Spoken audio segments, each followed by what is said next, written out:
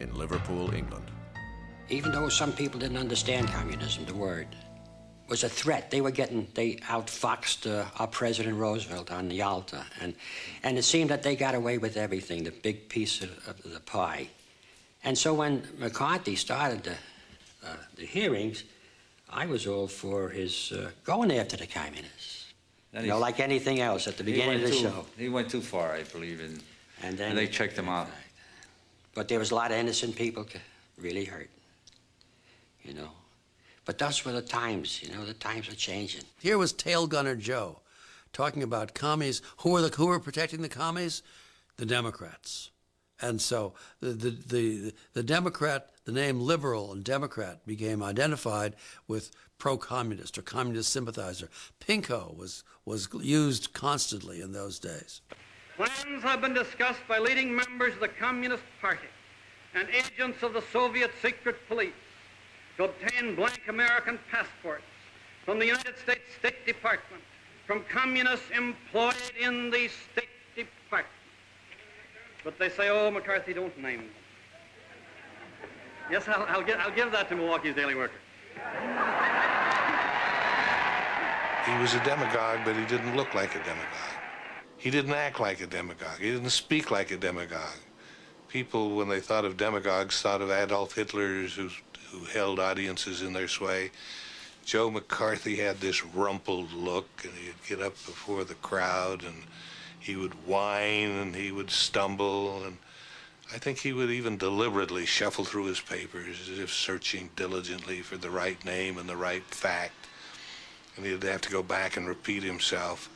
And that was mistaken by a large number of people as sincerity.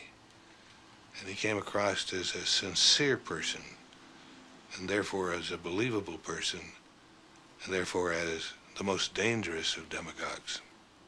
Our function in coming back on the committee is not to expose and prosecute communists. Senator, would you like to hear this? It's about you. Eventually, Tail Gunner Joe went too far. Wild and groundless allegations of communist infiltration of the United States Army cost him the support of even his most fervent allies. And you don't have to have everybody looking at you all the time you're talking.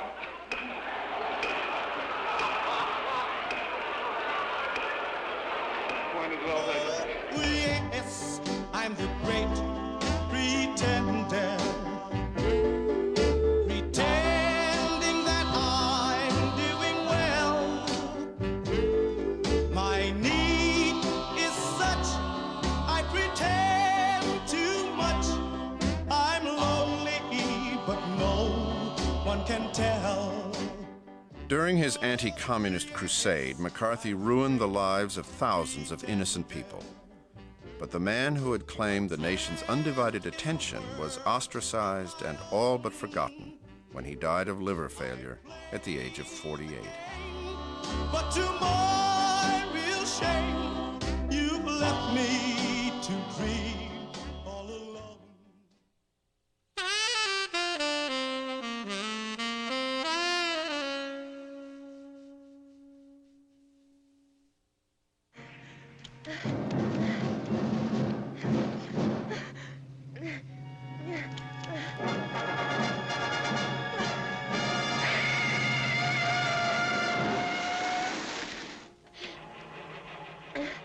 It was a mean time, a time for mean heroes. Heroes like Mike Hammer. You almost wrecked my car. Well? Get in.